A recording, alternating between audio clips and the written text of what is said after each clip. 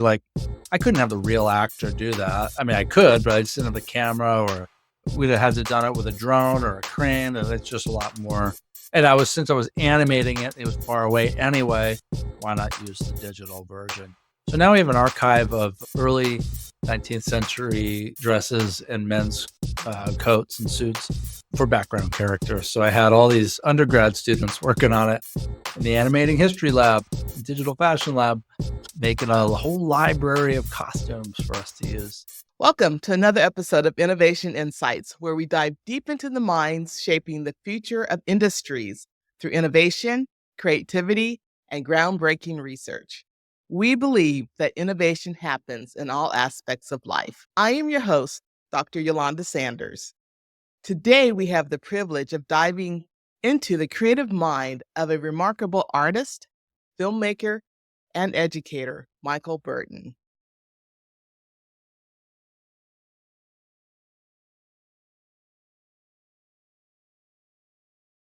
He is not just a digital artist, but also a pioneering film director and animation producer, known for seamlessly blending art, film, and animation to bring historically based stories to life. Michael has produced several acclaimed hybrid animation shorts, such as Gold Slipper by Willa Cather, Anna, and The Freedom Stories. His work extends to feature films, including the 2022 production, The Bella Fair. His digital artwork has been featured nationwide and has graced the walls of prestigious institutions like the National Willa Cather Center, the Denver Art Museum, and the RISD Art Museum. Michael's innovative approach extends to the digital realm with exhibitions such as the recent Dance Floor of the Sky, showcasing NFTs and digital paintings in an immersive multi-channel projection setup. As a storyteller, Michael has a unique gift for combining live action performances with stunning 3D animated environments, mainly through his work with the Animating History Digital Fashion Lab. His films have garnered critical acclaim and have been celebrated at major film festivals across the United States, including 2 Academy Award qualifiers. Beyond his contributions to film and art, Michael is shaping the future minds as an assistant professor and the director of the Robert Hillstead Textiles Gallery at the University of Nebraska, Lincoln. He teaches courses ranging from computer basics for fashion to digital apparel design, instilling the values of creativity and innovation in his students. In today's conversation, we will explore the multidisciplinary nature of Michael's work in academia, the challenges and triumphs of navigating a path as a filmmaker and an artist, and his experience in telling stories of marginalized groups through animation.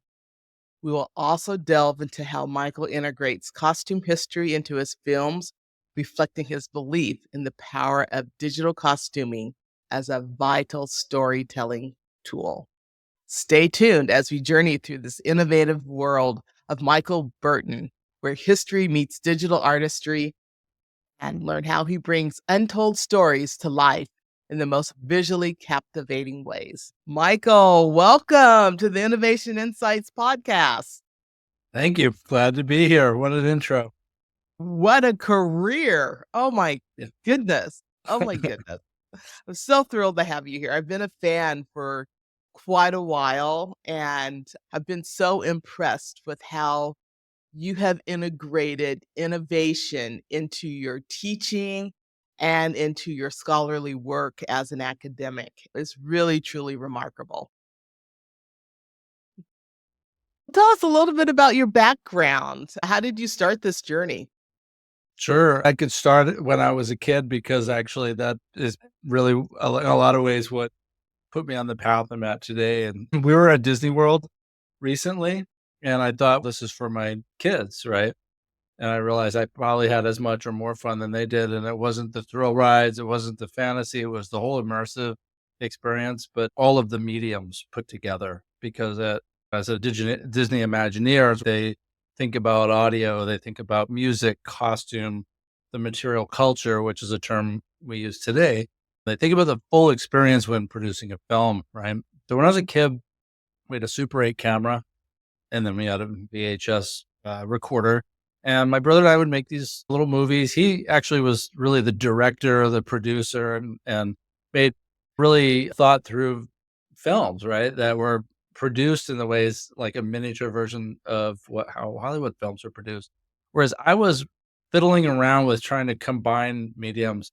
So like I'd have cars, and then I would have paper backgrounds, and I'd have different toys and different things that I crafted in the frame. And it just felt like and it's hard for me to put my finger on it, but it felt like I was creating a world or a story at that time. And so fast forward, I was in the MFA program in 2004, and I started making these animated paintings.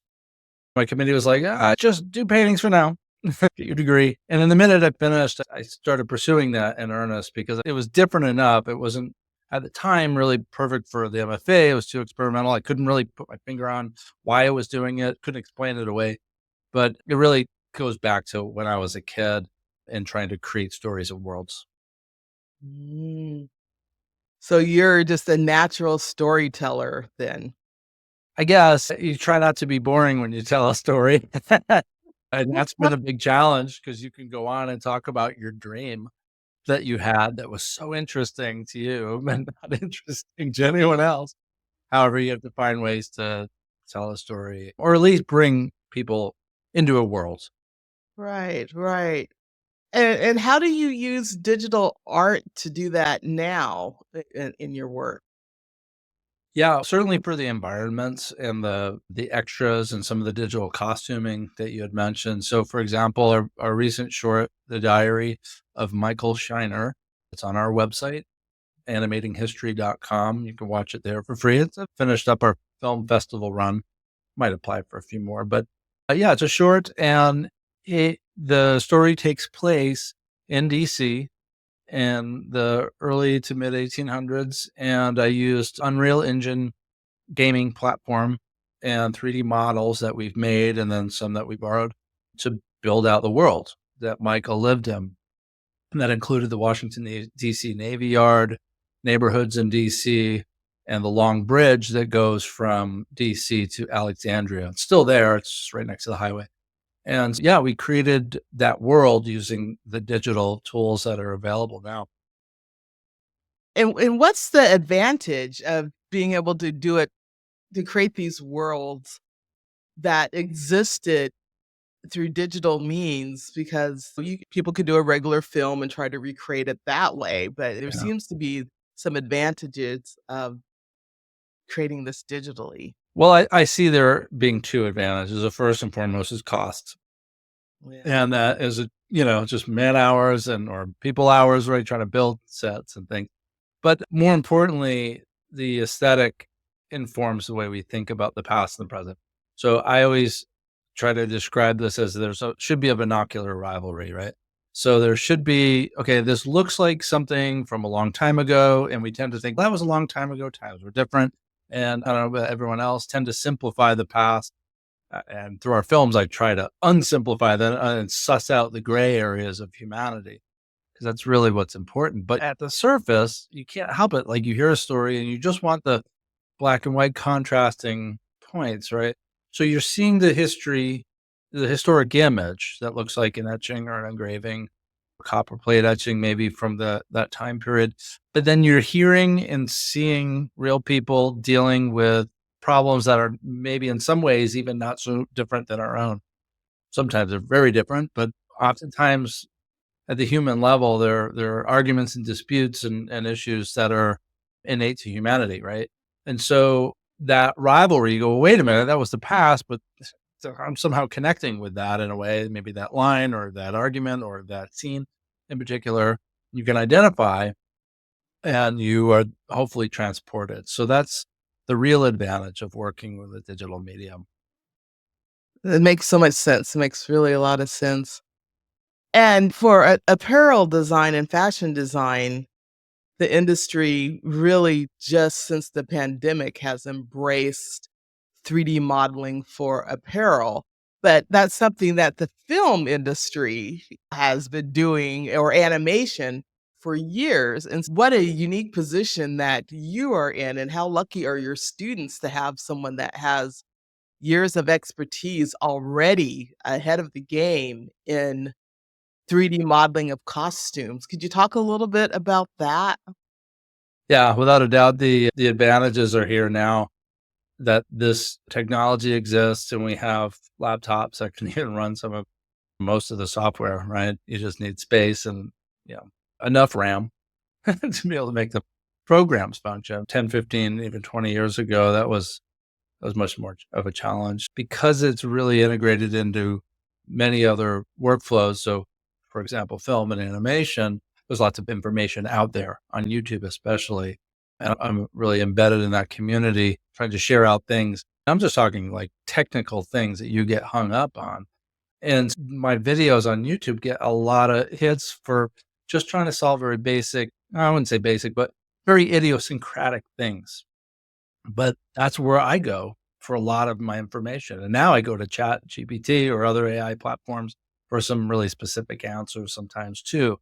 But to step back to the fashion and the integration of costume in the film, you have two problems that you need to, or I need to solve is being proficient or practiced in that medium, and then being able to remember how to do all of it, which is like anything. If you're in Excel and you forget how to make a pivot table, you sometimes you go, how do I do that again? And you have to record yourself. You have to be an archivist of your own knowledge. So with the students learning this stuff, they're just really scratching the surface. And what I try to do is introduce them to the common problems that they'll run in cross platforms because I am multidisciplinary in my use of software. I cobble all of it together to get a unique look. There's no one way to do it. And so there are some commonalities. And so the students learn how to make costumes using something like Clo 3D. And using Clo is not so different from using, say, Blender, but it's also very similar to using Adobe Illustrator, industry standard software. So that when they go out there or they are done with this class and they try another project, they can hopefully link back some of those experiences and go, okay, I don't remember how to do that thing exactly, but I'm pretty sure I can do it. Mhm. Not be afraid. Mhm. Well, again, they're really so lucky to have someone with such expertise Oh, thank you. and that has years of experience ahead of the apparel industry in working with these technologies. So it's really wonderful. Thank you. You know, so you mentioned that you use a lot of different programs. Like, how many different technologies would you say platforms that you use? Just to God. guess the number. Yeah, I'd say probably 10 to 12 different Yeah, platforms. yeah. I mean, some go, some Uh-huh. leave and come back into my Yeah. workflow.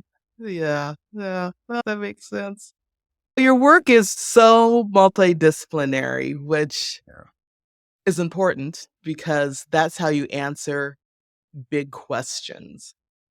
And as academics, that's something that academia is always asking academics to answer the big questions, go after those big questions. So being able to work in a multidisciplinary team and across disciplines is really important.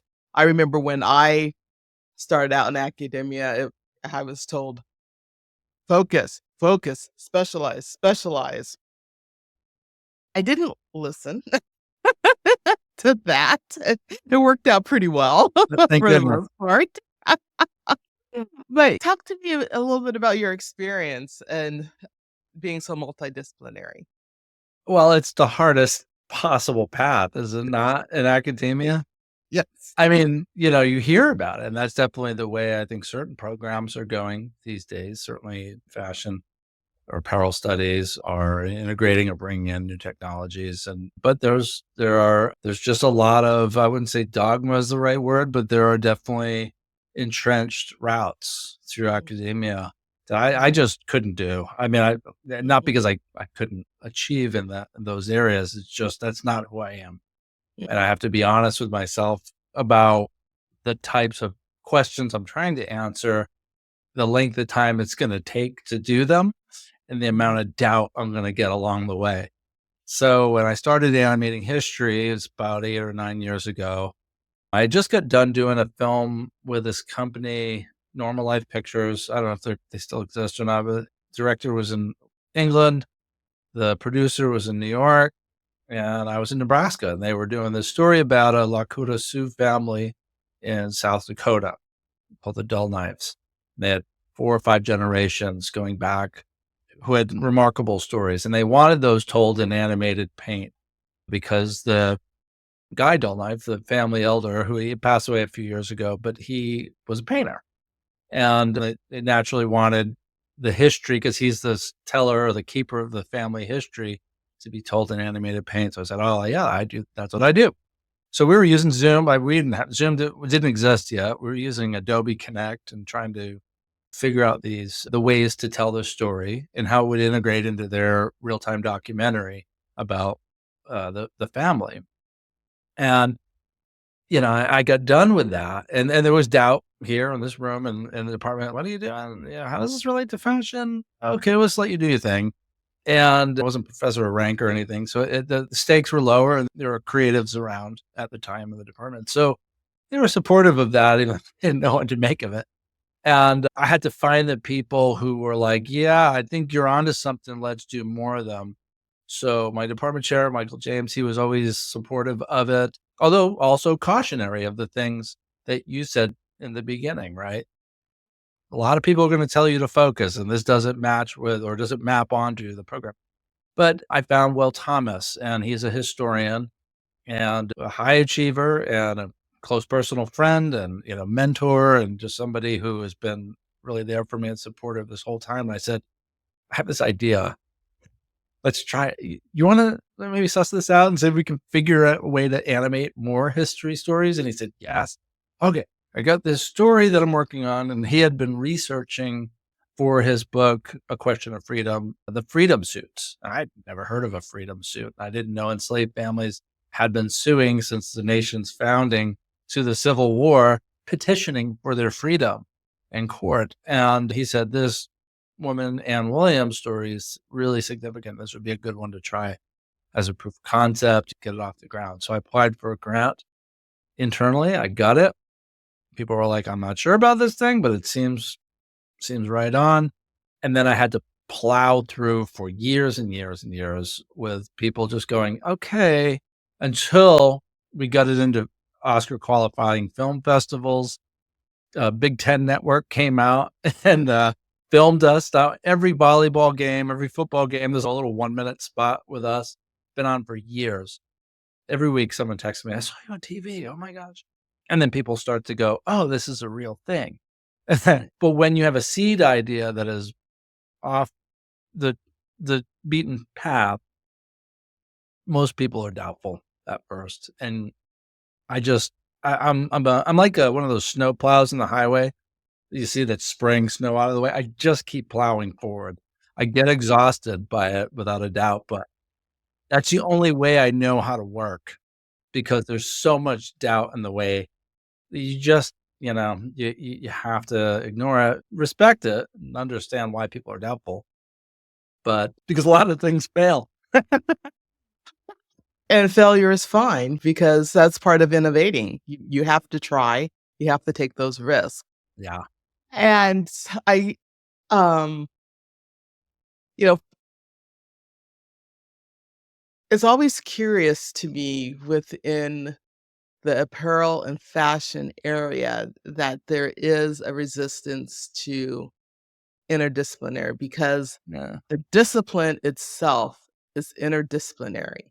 You have scientists, you have artists, you have historians, you have social psychologists, you have business people. Um, you have STEM. It is multidisciplinary, and so that was part of my approach was because to be able to understand this discipline, I needed to understand the multifaceted aspects of it. and thinking of creative ways to tell stories is incredible. So I applaud you for that. Well, And thanks. my dissertation, was very multidisciplinary too. And And you were met with some resistance. no, well, not at the department level when I was doing it, and later some within the discipline because the topic was of marginalized groups and people didn't really want to hear about Black people not having shoes, and being slaves and being eaten, burned, and all types of things like that. It was a tough topic for some people to consume. But yeah, me as a designer, that was really hard for people to really understand that my creative outputs. Um, yeah, but back to your storytelling and of marginalized groups. So you're a white man, and I don't, I'm not, It's a good telling you question. anything. Yeah. I'm not telling I you know where you're anything going. new. In case you didn't Yeah. realize it, Michael, you're a white man. Wait, And many of your stories have focused on marginalized groups. Have you yeah. received Yeah, pushback on absolutely. that? When we first got started, we got the 3 of us, and by the way, I should have mentioned at the beginning, Joaquin Dreyer, the co-writer and director of our films, she is a Black woman who is a, theater director as well as an author, high achieving as well, has met has been met with similar questions, and this one was, "What qualifies you all to do this?" And I think when we were first pitching Anna, our very first film, we were trying to get some funding for it, crowdfunding, and the wrong person got a hold of this and said, "These guys, who are these people? They don't have any chops." And what we really needed to say was, first of all, we are I'm not writing the voices of the enslaved families at all, and everything is highly researched, and those come from that research comes from scholars in the field of history, material culture, and literature, so that and the voices in the script are fairly authentic because they will, as a white man, as a professor and a law historian, can really speak to and write for the roles of those families and those individuals in court specifically, but also Wakito writing the roles of the enslaved families and individuals. There's a bit of each of them in the storytelling. And what that does is bring some authenticity to the story, both from the Black families and the white families and the stories that we're telling. But the scholarship is there and the research at a really high level, the genealogy that Will has done and the inroads that he has made in many of the African American communities in and around DC, which is where the stories that we tell are from, are significant. And he's spent a lot of time building trust with those individuals and community members. So then, yeah, I had to be very clear that I am not trying to tell the stories by myself of a marginalized group. And sometimes when you're writing your file or you're trying to do your promotion, my animating history, and it's tough to like put everybody in the team in there. And sometimes like Joaquin will be like, from the mind of Joaquin Aldrea, the director, and doesn't list us. And that's just how kind of Hollywood works, right? Or, that's how Mhm.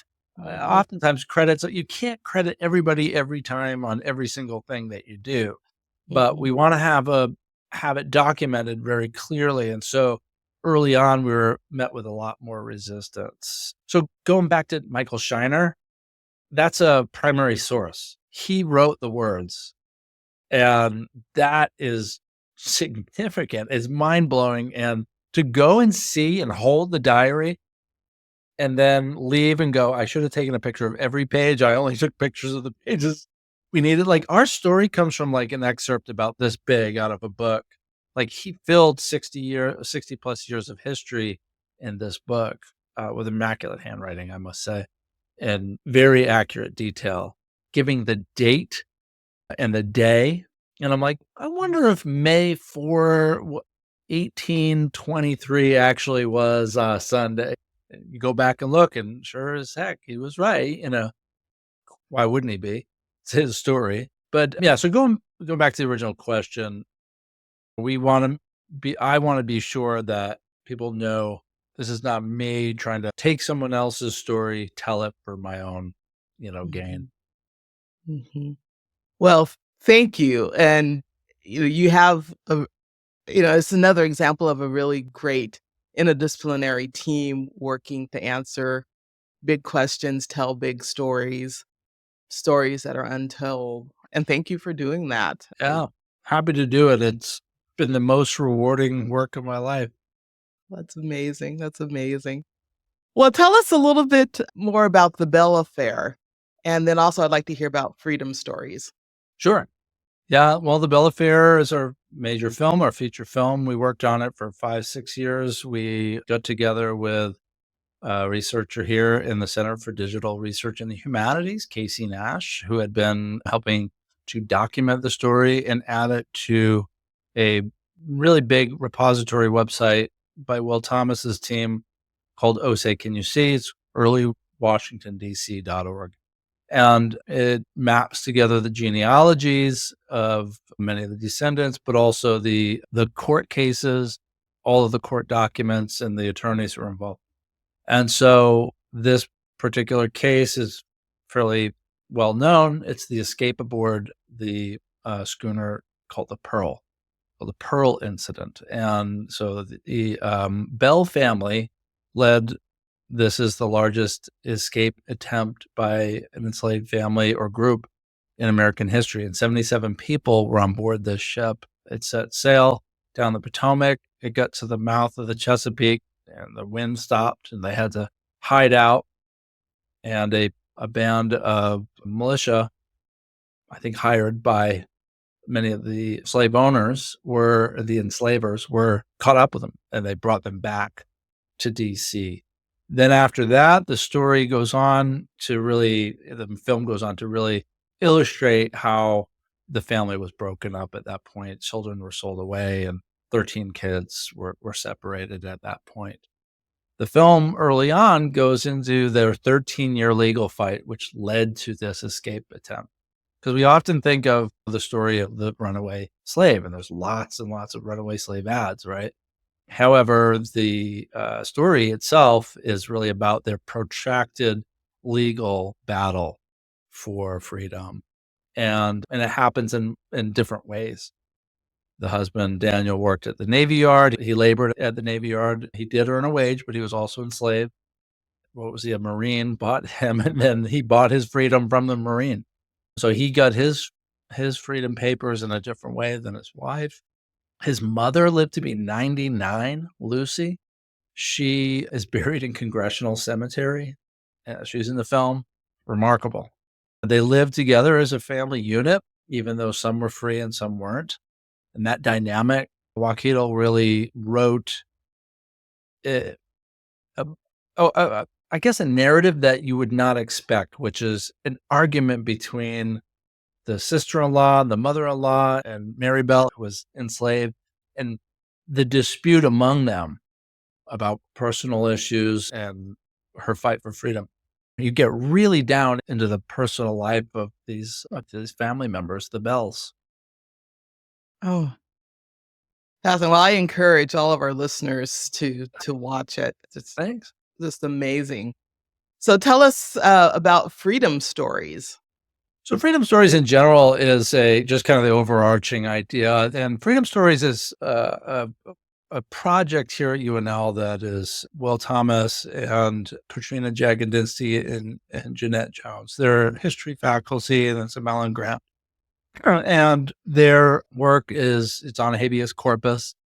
However, in addition to that, there were some funds set aside to do some more of these short films. And we were trying to figure out what stories to tell, what to do next. We had some discussion with Sharon Pratt, former mayor of DC. These are all people that Will is connected with. And she does podcasts. We thought maybe we would do an animated version of one of her podcasts. We just haven't quite figured out what the next steps are with freedom stories and how how the Animating History Lab is going to be self-sustaining, self-supporting. That's one of the big challenges I'm working on now. And we're working on separately. And I think Joaquino's writing a book now, and Will is working on that project. I have a kind of sci-fi history mixed with maths story that I'm putting together. It's not about race or history, or sorry, it is a little bit about history, but it's not about race or freedom stories. Anyway, so we're doing some separate projects, but they're all going to fold back into animating history. Very cool, very cool. Well, Yeah. I mean, your team just sounds so prolific, and they get just super busy. It's amazing. You tou sorry. Oh yeah, we are busy. We just, there's not enough time in your life to do all the things you want to do. No, there isn't, and academics, oh my goodness, they're so busy. Oh, you touched a little bit on the business and funding and financing, so making is an art and it is a business, so can you walk us through the the process of from concept to distribution, and how do you balance that and do that? So with the Bella Fair, we had a proof of concept already that it was successful. That was Anna. And so we applied twice to the National Endowment for the Humanities strategically as a documentary, although it's a pretty open form of documentary. It's not the typical approach. And we miraculously we got it. And so we got a large pot of money to make it. To make that happen was just a lot of small internal funding opportunities. It's really hard to make a film when you're outside of academia, I think. We tried that too. We did some crowdfunding for Anna. Got, like $4,000 put together from generous donations from friends, family, and individuals who are just interested in seeing this thing succeed. I haven't tried it since, might, to see how it works now that we have a lot of traction. Excuse me. The business definitely affects the way things look. So with our film, right, the one I'm telling you about now, Perihelion, that's that math, science, history one that I'm working on with space. I'm trying to figure out how many actors are going to be in the film. What will the aesthetic be? How could I fund this? What funding mechanisms are out there for it's fictionalized history, right? Maybe I have to go documentary route with it. I haven't finished writing it, so I have to find development funds. There's five phases. So there's development, which is writing the script, getting the story, getting the aesthetic put together, figuring out pre-production, which is once you get the funding together, who are your actors, casting, costuming, and location, and then production is filming and audio.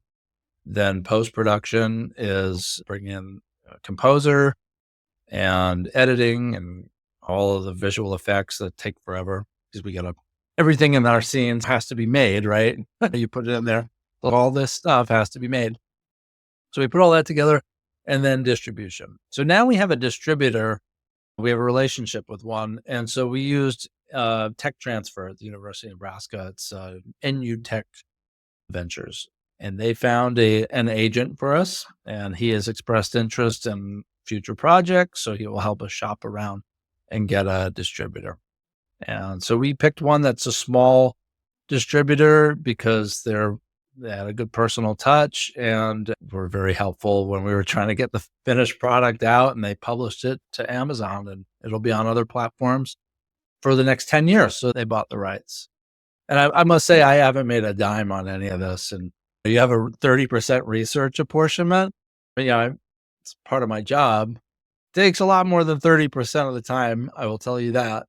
Joaquina will tell you that too. She tirelessly directed the film. I'm being paid. And that's helpful because if you're doing it on your own, your director needs to be paid. Producers need to be paid, EPs and everything. It does. How much money you have affects the way it looks, how many actors you have in there, and what's the ultimate return on investment. That's interesting that you mentioned not getting paid. Many people feel that filmmakers are probably making a lot of money, authors who write books, if you're a faculty member or an academic and you write a book, that you're probably making a lot of money off of it, and Not so much. All the indie filmmakers I know, they're not making much on this. If anything, they're probably in the negative. And yeah, that's just the way it goes, but it's not a complaint by any means. I get to do the thing that I've always wanted to do. How cool is that? If I could share with you, you Sure. see the, like, awards up here, and you're like, "Oh, Yeah. next awards." We 3 of us won Best Animation at the Prince George's Film Festival in DC, but this one is 3 of us get these, not an award, it's more like a thank you from the Bell Descendants. Oh, They're wow. gonna be in Wow. reverse on your screen. Yeah. Probably. Okay, so I'll just read it to Very you, but let cool. me give you a little context. We had a friends and family rough cut screening of the Bell Affair here in town at our local theater. And then we get a phone call from a woman named April Green or Jasmine Green, and thick Southern accent from Mississippi. And she says, my fifth great grandfather is Mr. Daniel Bell. And they're talking about the Daniel Jr. from our story. So their sixth great grandfather was Daniel Bell Sr. They are the kids that were sold that I told you about away from their parents after the pearl was captured. They were sold south to the forks of the road in Mississippi, and they've lived there for generations as enslaved family, then as sharecroppers, and now as community members. And so her mom, April, Jasmine, I think her grandmother, and I think a big chunk of the family, 12 or 13 of them came up to DC for our premiere, which is so cool. And then simultaneously, a group in DC that is connected with the family, another leg of the family, one of the other descendants of the children that stayed in DC that was not separated, were in the theater. And I think what Willa Rakito said, "Hey, will any descendants of the Bells please stand up?" Oh, like 20 some odd people stand up on stage. And we're like, holy moly. And so they had not connected in 200 and some odd years. They were unaware of one another as trying to put together genealogies. And this is a very active family. They have a big family reunion every year in Detroit. So April, the mom of the girl who called us from Mississippi, she's a ringleader. She's awesome. Love her to death. She is boss too, by the way. She gets everybody up. Come on, come on, come on, up on stage. So the whole family takes a family photo, 20 some odd people, 3 generations. The little girl who's asleep on her grandmother's lap, and the whole family is there. And so later on last summer, they had a big family reunion, and many of those descendants reconnected and they screened the film in Ann Arbor, Michigan. And so she made these awards, these thank yous, one for Joaquito, one for Will, and one for me. And I sent them a copy of the film. And so I've since kept in touch with some of the descendants of the Bells about our work and what we're doing and maybe what's next. As a means to say, these are not just stories that you can watch on Amazon and I can put a check mark on my tenure file. I don't care about that. This is the most important thing, is that they have a real connection with the individuals whose lives we are illustrating in the film, and it just blows your mind. The hair goes up on the back of your neck. Yeah, Michael, I mean, that impact right there of bringing together family that's been separated for over 200 years through the storytelling that your team has done is absolutely incredible. I don't know That how they found us. I still don't know. wow, I'm gonna text wow. April. How t Tell me exactly how you found us. Yeah, yeah, that would be interesting. But what an amazing, impact that scholarly work is impacting actual people's lives and helping to deal with families that have been separated for over 200 years. That's incredible. You can't plan for that. That can't be your goal because I don't know. It's nice to have that goal, but it's a side effect, right? And it's a sign that what we did was pretty special. My team is awesome. I keep saying my team like I'm the leader. I'm just the bulldozer. Uh, Getting it to the Ross to screen here, I am constantly on the phone nagging and pushing everybody because things That's go good. dead, right? It's just the That's way they good. have to. I wanna make no bones about it. We're an equal team. 33.5% each. Uh, Because we all bring something different and yeah. very special. Yeah. At some point, I would love to do a webinar later on with your whole team too. It would be Right. fascinating to Tough do. to pin everybody down these days, though. We're gonna Oh, do I bet. Oh, I Yeah, yeah. bet. You'll have to I reach bet. out and plan ahead. I bet. Oh, yeah. Oh my gosh. Um, we've talked a little bit about costume history, and how does that play a significant role within your films? I don't do the costuming. I have a graduate student, or now who's an alumni and who is an assistant professor. Heather Strebel will do the costuming. And we always have paid roles for students on our films. Some you can rely on pretty heavily, others, they're just there temporarily, so you can't put a lot on their plate. And so Heather was a PhD student and she had a theater costume background, and you could put a lot on her plate. In fact, the whole costuming. So we had 50 actors, COVID. And then I said, Heather, we're going to film all of this remote. And I had to convince Will and Joaquin, hey, Joaquin, will you direct remotely? And she agreed and figured out a way to do it. Then I said, Heather, can you do fittings remotely and measurements? And she said, yes, we can, after some serious thought. And so we always joke that we had like handoffs in the Aldi or Joann's parking lot, getting materials and ordering things. And back when nobody was, you'd like throw a box to somebody else, and masked up, early days of the pandemic. And so she did this magnificent costuming for 50 actors, with some with costume changes. So Mary Bell, who's behind me, had, I think, 3 costume changes. She is local. She lives in Lincoln. Maisha Essex, magnificent actress. Love her to death. She emailed one day and said, hey, this dress is like a foot long. I said, I can hem a dress. I will come and pick it up. She threw it in the back of my car, brought it home, ran it through the machine, brought it back to her. I can do some basic things like that. But then the costume history, like research, was done by Heather and some graduate students. Amazing. Yeah. Again, such a great integration. And I think an area that our students oftentimes don't think about. They think about film always. I've had a ton of students are like, oh yeah, I want to be a costume designer or I want to do theater. But the thinking about the digital opportunities with Yeah. it, costume design and fashion design. And now with AI, there's Oh, yeah. so many opportunities. You can have ChatGPT write you a little Python script and have it put it into Clo 3D and have it work up a bunch of flats for you. Yeah, I sent you a clip. You could share it, maybe overlaid with what I'm about to say. But yeah, I had my wife and I put on motion capture suits and do a scene where Michael Shiner, this is from our other short film, and his wife Phyllis meet on the long bridge at the end of the film. And so her costume is a digital remake of a real one that the actress wore.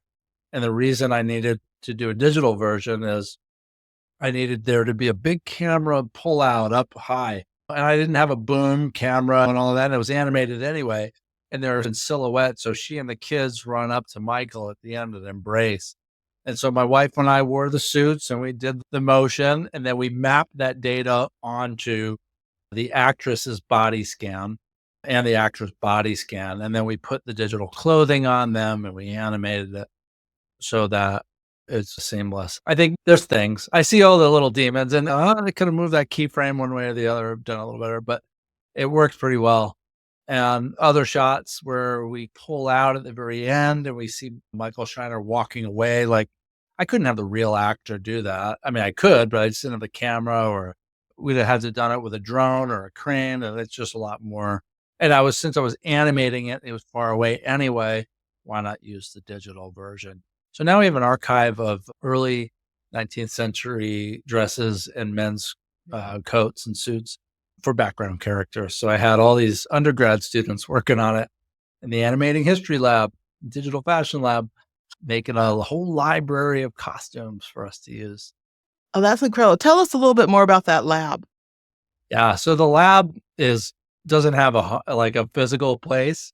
It is either here in my office or at home on their laptops. It might be in the Center for Digital Research in the Humanities, because that's where our home is. That's where our website is based out of. Um, but that's a server and has some office space and such in the library. But the lab itself, the idea or the fundamentals of the lab are to provide opportunities for students to learn how to animate history the way that we do it. So that might be in technical design for fashion. It may be in costuming. It may be in animation. It may be in modes of storytelling. It just depends on the student's major, right? So right now I have 6 students. I have a dentistry student who's learning some animation. Now, he may apply this to medical illustration in the future. I don't know what he's going to do with this info, but he's learning this method. I have a fashion student who's doing costuming. And then I have 4 emerging media arts students who are doing storyboarding and filming and script development. And I just talked right before our podcast with one of them who's going to start to develop her own short from the diary of Michael Shiner and use that as a way to learn how to animate history. So on our website in the Animating History Lab online, there are teacher resources. So high school students can learn about the historical aspects of what we do, the research that goes behind all of this work, and answer questions about race and history so that they have a deeper understanding of the issues from both a historical and contemporary standpoint. Then we have an English curriculum as well. That's for screenwriting and writing first person narrative. And then we have a media arts version. And that's anything from starting your storyboard, your script writing, and all 5 phases of development. And these are curriculum developed by high school teachers here in Lincoln and one at Episcopal High School in DC. So those resources are all a part of the Animating History Lab. It's more than anybody will ever use as one individual, unless you're you, me, or Joaquin. All of it was there for people to use in their own way. So it is an open education resource. Oh my goodness. What a unique opportunity and such a high impact learning opportunity for students. And then that you've reached back to K through 12 and providing resources there too. Yeah, yeah, and working with the teachers who know that mode of learning, right? Mhm. I don't know about Mhm. you. I've never taught that. I've done like a workshop or something, but yeah, they were great. I with the teachers said, "You guys develop this. Here's the framework." I guided them along the way, but about our goals.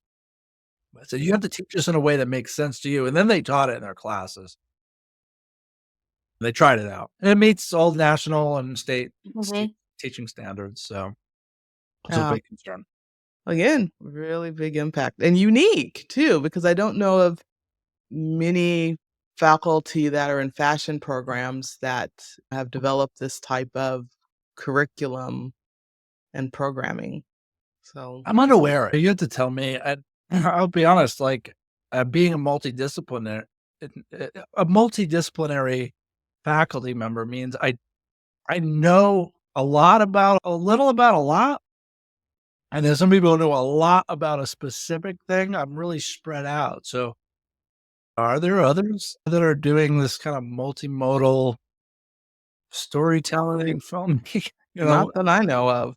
Not that I know of. Yeah, really incredible, exciting, really exciting. Yeah, I love it. I love it. Thinking about your career, what are you most proud of and what's next for you? this award is the proudest moment, and not an award. It's a thank you from the Bell family. I would trade it all for that. It just, and Will told me, he goes, "You're going to get something from April and it's going to make you cry." And I was like, baloney. Nope, it did. I can't believe this. And it just, yeah, that's the proudest moment.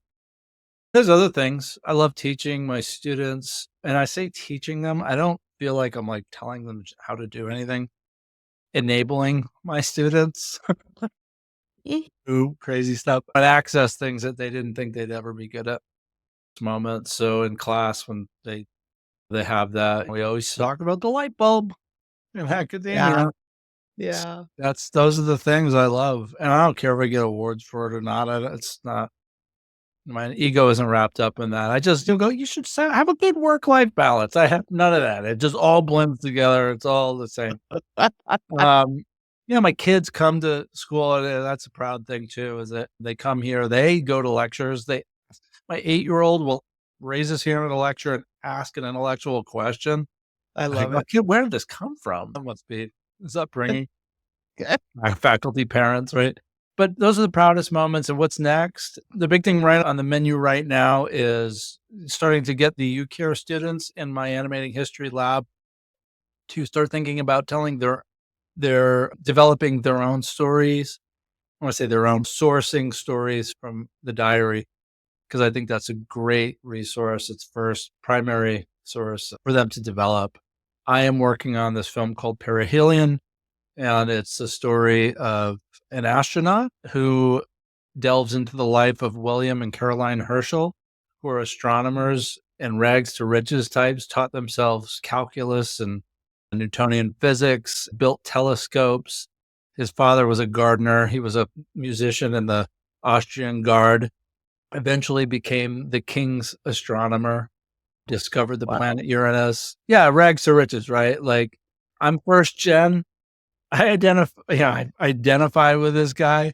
And so the character, the astronaut, is going through the same sort of self-doubt and looking at William Herschel for a sort of a way to say, "Oh, okay, yeah, my story will be okay," but realizing on this mission that, in fact, their stories are not the same, and that he has to face his own doubt and his own concerns about himself while alone in space. And the funnest part of this has been working with a math professor and a physics professor to learn more about, like, they can calculate time dilation for me while we're sitting having coffee, learning about orbital mechanics.